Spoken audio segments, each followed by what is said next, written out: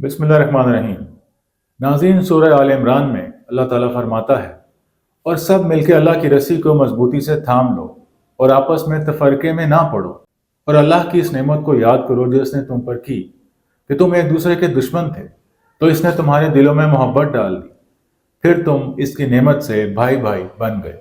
ناظرین، آج کا ولاگ اسی تناظر میں ہے کہ یہ جو ایران کے اوپر امریکہ اور اسرائیل نے حملہ کیا ہے اور اس میں عربوں نے ان کو سپورٹ کی ہمیشہ کی طرح، لیکن جب دنیا نے دیکھا کہ ایران نے بھرپور طریقے سے جواب دیا اور اسرائیل میں تباہی مچائی، اس کے طاقتور آئرن ڈوم کو بھی تباہ کر کے رکھ دیا، جس کے بارے میں ہمارے پاکستان کے کچھ مولوی بڑے جوش و خروش سے کہتے تھے کہ آئرن ڈوم اصل میں حضرت آئرن ڈوم ہے، اس کو تباہ نہیں کیا جا سکتا، اور ایران نے امریکہ کی عرب ملکوں میں موجود کئی بیسز کو بھی تباہ کیا، اس کے اس جہاز کو تباہ کیا جس کا نام ابراہم لنکن ہے۔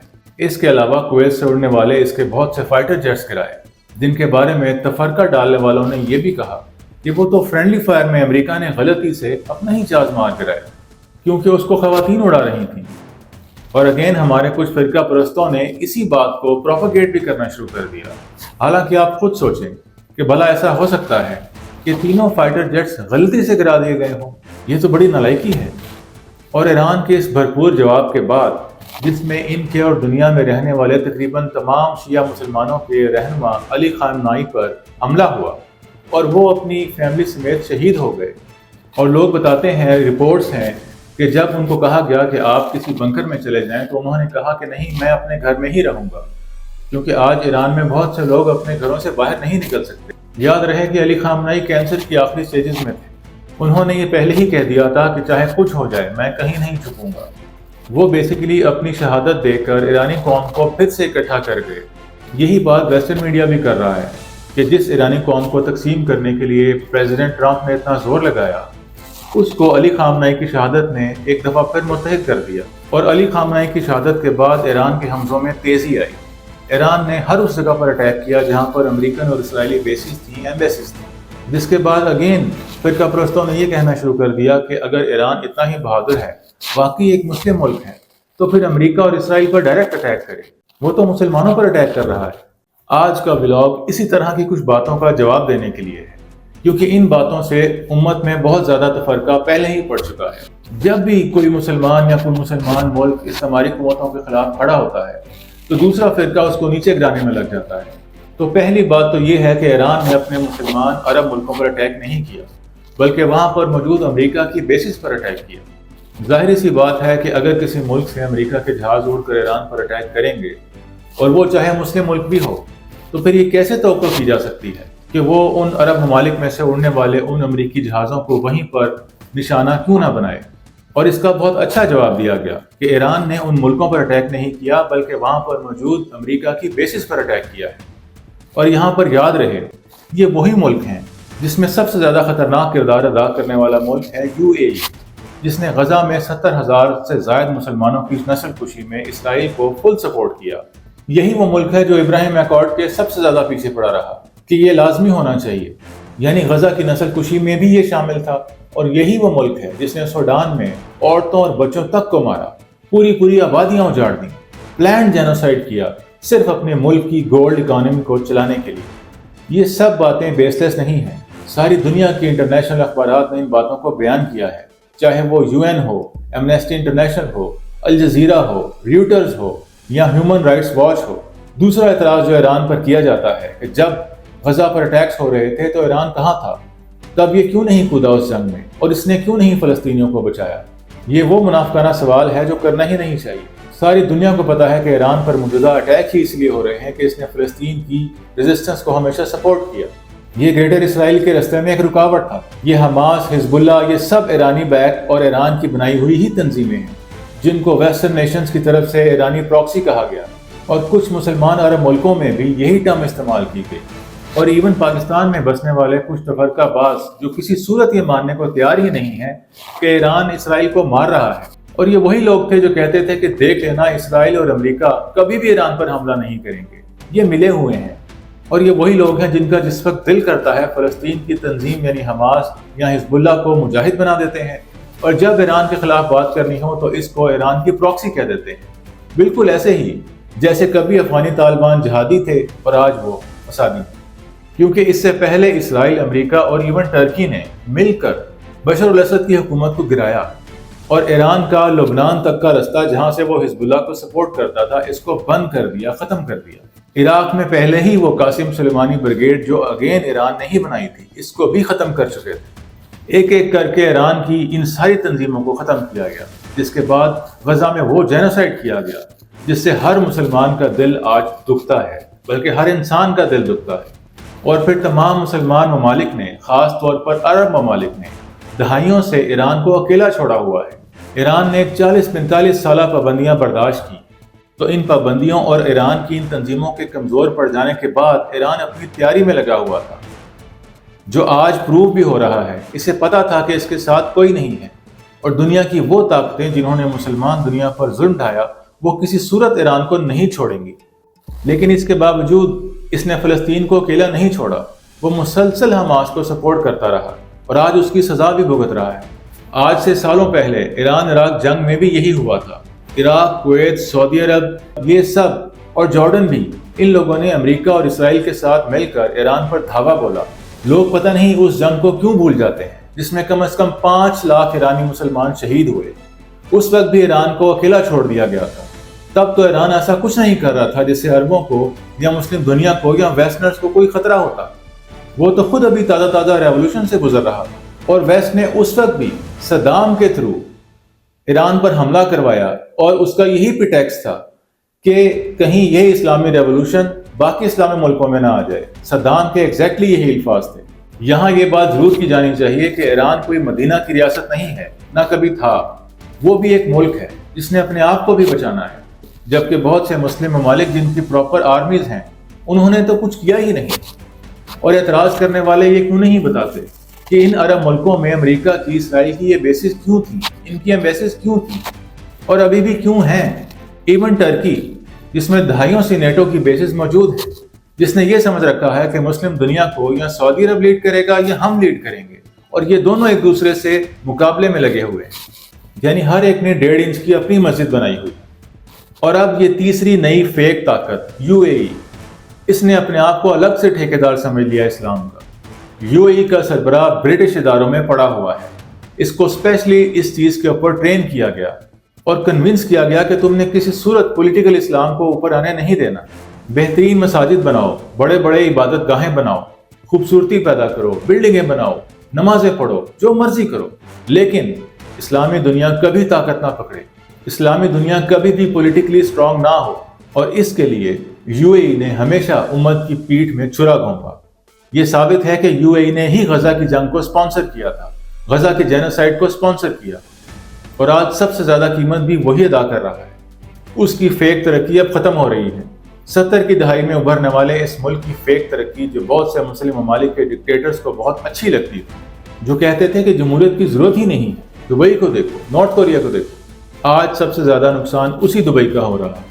اب فیوچر میں کون وہاں کانفیڈنس سے انویسٹ کرے گا؟ لیکن وہ ممالک جو تباہ کیے گئے جیسے عراق، افغانستان، شام، وہ آج بھی کھڑے ہیں، کیونکہ ان کی کوئی پولیٹیکل یا نظریاتی یا اسلامی بیسز ہے۔ ظاہری ترقی ہے یا نہیں، لیکن وہ کسی فیک قسم کی آئیڈیالوجی پر نہیں کھڑے ہوئے تھے جو اچانک سے اڑ گئی۔ اور ایک اور اعتراض کیا جاتا ہے ایران پر کہ اس نے شام میں بڑا گندا کردار ادا کیا اور سنی مسلمانوں کا پلانڈ قتل عام کیا۔ تو تھوڑی سی نظر سیریا کے اس کنفلکٹ پر بھی ڈالتے ہیں، اس سول وار پر بھی تھوڑی نظر ڈالتے ہیں جو 2010 یا 11 سے شروع ہوئی اور 2024 تک چلتی رہی۔ آج بھی وہاں حالات ٹھیک نہیں ہیں۔ دیکھتے ہیں کہ وہاں کس نے کیا کردار ادا کیا تھا۔ کیا ایران واقعی اس حد تک ذمہ دار تھا کہ اس نے وہاں پر میس کلنگ کی، پلانڈ کلنگ کی، یا بس اس حد تک تھا کہ اس نے بشر الاسد کو سپورٹ کیا اسرائیل کے خلاف، امریکہ کے خلاف؟ تو شام کے حوالے سے ہم ان واقعات کو سمجھنے کے لیے ان کو 2 حصوں میں تقسیم کرتے ہیں۔ ایک تو وہ حصہ کہ کیا سول وار ہوئی تھی، اور دوسرا حصہ کہ اس میں ایران کا کیا کردار تھا، اور کیا ایران نے وہاں سنیوں کی میس کلنگ کرائی تھی۔ تو سب سے پہلے تو اس بات سے شروع کرتے ہیں کہ کیا بشر الاسد کوئی اچھا انسان تھا؟ کیا ایران کو اسے سپورٹ کرنا چاہیے تھا؟ تو اس کا سمپل سا جواب ہے کہ نہیں، بشر الاسد کوئی اچھا انسان نہیں تھا۔ وہ ایک ڈکٹیٹر تھا، لیکن وہ ویسا ہی ڈکٹیٹر تھا جیسے صدام تھا، جیسے قذافی تھا، اور صدام کے بیٹوں کی حرکتیں تو ساری دنیا جانتی ہے۔ لیکن ایسا کیوں ہے کہ جب عراق کے اوپر اٹیک ہوتا ہے یہ وہی عراق ہے جس نے 80 میں کویت اور امریکہ کے ساتھ مل کر ایران پر حملہ کیا تھا اور 5 لاکھ ایرانیوں کو شہید کیا تھا۔ لیکن جب عراق پر امریکہ حملہ کرتا ہے، جس میں بالآخر صدام کو گرفتار کر لیا جاتا ہے، تو وہاں پر مسلم دنیا کی میجورٹی عراق کے ساتھ کھڑی ہوئی تھی، صدام کے ساتھ کھڑی ہوئی تھی۔ صدام کو ہیرو بنا کر پیش کیا گیا تھا۔ یہی بات قذافی کی دفعہ بھی ثابت ہوئی۔ لیکن جب یہی حالات اور یہی بات آتی ہے بشار الاسد کی طرف اور وہاں پر امریکہ اور اسرائیل اٹیک کرتے ہیں، تو لوگ کہتے ہیں کہ بشار الاسد کو کسی صورت شام میں نہیں ہونا چاہیے، اس کو مار دینا چاہیے اور اس کو کوئی حق نہیں کہ وہ شام کو ڈیفینڈ کرے۔ یہ منافقت کیوں ہے؟ لیکن یہ بات بالکل ٹھیک ہے کہ ہاں، بشار الاسد کو شام کا صدر نہیں ہونا چاہیے تھا اور جتنی جلدی ہو سکتا شام کے لوگوں کو اس سے جان چھڑانی چاہیے تھی۔ لیکن جس طرح مسلمانوں نے صدام کو سپورٹ کی، قذافی کو سپورٹ کی، اور اس وقت وہ سپورٹ کیوں کی؟ کیونکہ وہ جیسے بھی تھے اپنے ملک کے سربراہ تھے، مسلمان سربراہ تھے اور وہ وہیں کے لوگ تھے۔ کسی باہر والے کو یہ حق نہیں تھا کہ باہر سے کوئی فوراً طاقت آئے، اور وہ بھی امریکہ اور اسرائیل، جو کہ مسلمانوں کے خلاف کوئی نہ کوئی جنگ چھڑے رکھتے ہیں۔ ان کو کوئی حق نہیں تھا کہ وہ صدام کو یا قذافی کو ہٹاتے۔ اس لیے ہم نے ان جنگوں میں بھی یہ جانتے ہوئے کہ یہ صدام اور قذافی بدترین ڈکٹیٹرز ہیں، ان کو سپورٹ کیا، ان کے اپنے ملک کو ڈیفینڈ کرنے کے حق کو سپورٹ کیا۔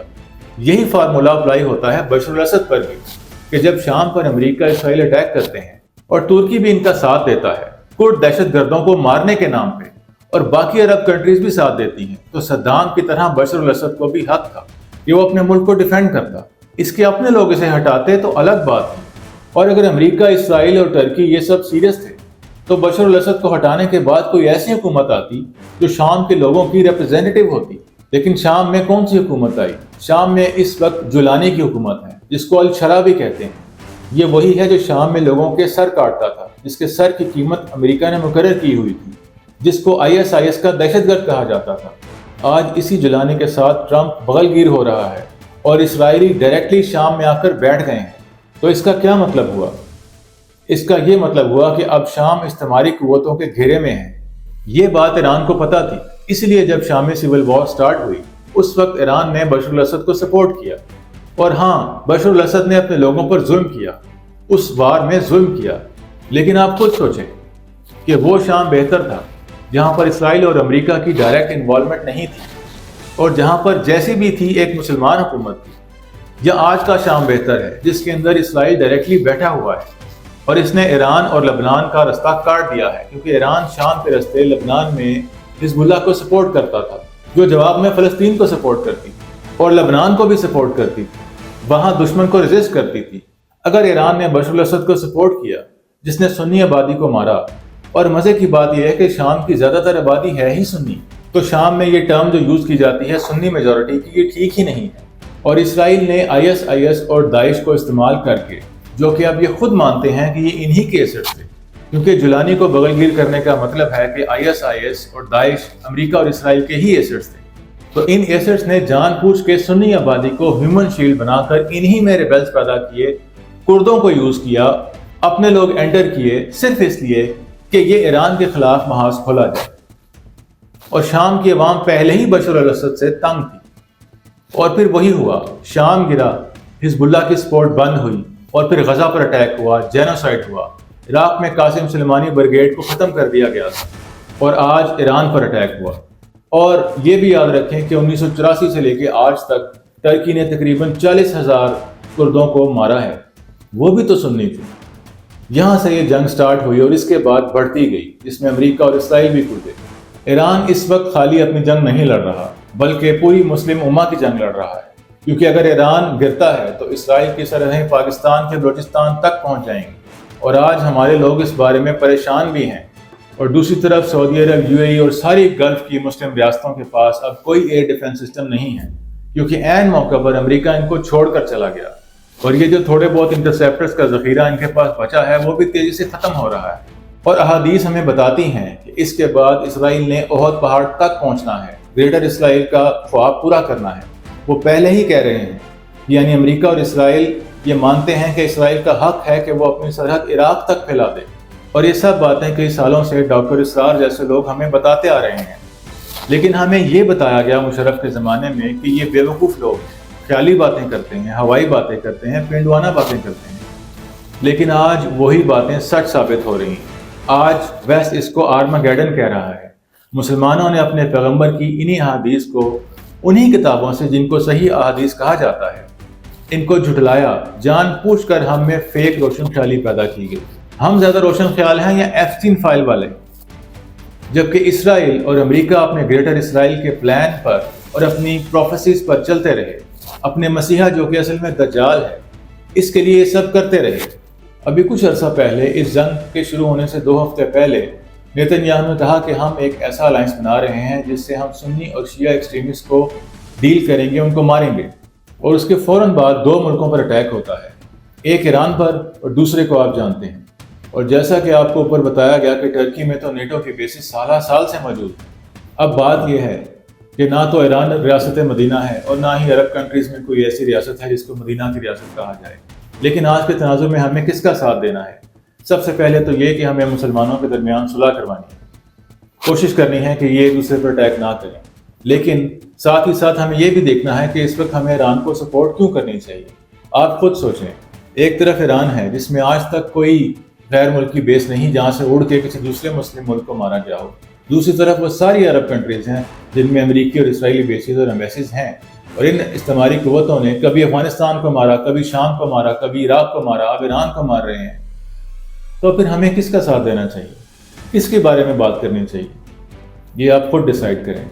یہاں پر یہ اعتراض بھی کیا جاتا ہے کہ جس طرح صدام، قذافی اور دوسرے ڈکٹیٹرز تھے، بشار الاسد، اسی طرح خامنہ ای بھی ایک ڈکٹیٹر ہیں، اب تو وہ شہادت پا چکے ہیں، اور اس لیے وہ لوگوں کو ان کا حق نہیں دیتے۔ لیکن سمجھ نہیں آتی کہ یہ کیسے ڈکٹیٹر ہیں ایران کے، خمینی اور خامنہ ای، جو کہ 3-4 کمروں کے گھر میں رہتے ہیں، ان کے محلات نہیں ہیں، بینک بیلنس نہیں ہیں، پرائیویٹ جیٹس نہیں ہیں۔ اور یہ جو مظاہرے ہو رہے تھے ایران میں وار سے پہلے، وہ تو اب کھل کر سامنے آ گیا کہ امریکہ اگین کردوں کو استعمال کر رہا تھا۔ لوگوں نے یہ بھی اعتراض کیا کہ ہم اگر یہ کہیں کہ ایران میں آیت اللہ کے خلاف ہونے والے مظاہرے فیک ہیں، تو پھر ہمیں یہ بھی کہنا پڑے گا کہ پاکستان میں ڈیموکریسی کے لیے ہونے والے مظاہرے بھی فیک ہیں۔ لیکن پتہ نہیں کیوں منافقت کرنے والے یہ لوگ بھول جاتے ہیں کہ پاکستان میں ڈیموکریسی کے لیے ہونے والے مظاہروں کے پیچھے کوئی بیرونی طاقت نہیں ہے۔ پاکستان پر کسی نے اٹیک نہیں کیا ہوا۔ ایران میں ہونے والے مظاہروں کے پیچھے کلیئرلی سب کو پتہ ہے کہ امریکہ کا ہاتھ ہے، جو کہ خود امریکہ کے پریزیڈنٹ نے کہا بھی، اور اب تو ثابت ہو گیا ہے کہ امریکہ نے کردوں کو استعمال کیا ان مظاہروں کے لیے۔ ایران پر تو سالوں سے ان استعماری قوتوں نے حملہ کیا ہوا ہے اور اب باقاعدہ جنگ چھیڑ دی ہے، تو یہ بھی کوئی کمپیریزن نہیں بنتا۔ اور لوگوں کو یہ سمجھ نہیں آتی کہ ایران نے شیعہ ہونے کی وجہ سے اسلام کے ایک رکن کو ہمیشہ زندہ رکھا ہے، جو ہے اتحاد اور قیاس۔ یعنی اگر آپ کو قرآن یا حدیث میں سے کوئی چیز نہ مل رہی ہو تو آپ ان 2 چیزوں سے فائدہ اٹھاتے ہوئے اپنی زندگی میں سائنٹیفک ترقی اور فلسفے کو زندہ رکھ سکتے ہیں۔ اس لیے ہم مسلمانوں کو فرقے بازی سے نکل کر اسے سپورٹ کرنا چاہیے، لیکن پرامن طریقے سے۔ اس کے لیے اپنے ملک میں ہنگامہ کرنا یا جلاؤ گھراؤ کرنا، اس سے کوئی فائدہ نہیں ہوگا، بلکہ دشمن کو فائدہ ہوگا۔ اور ہم پاکستانیوں کو خاص طور پر اپنے ملک پر نظر رکھنی چاہیے کہ ہمارا لیڈر اس وقت کس حال میں ہے۔ ابھی تک عمران خان کے ریلیٹیوز کو، ان کے پرسنل ڈاکٹرز کو ان تک رسائی نہیں دی گئی۔ یہ وہ واحد لیڈر ہے جو آج پوری مسلم امہ کو اکٹھا کر سکتا ہے۔ اس لیے ہم پاکستانیوں کو اپنے لیڈر کی طرف توجہ کرنی چاہیے، جس نے ہمیں سکھایا تھا کہ لا الہ الا اللہ کا مطلب ہے کہ سوائے اللہ کے کسی سے نہ ڈرنا۔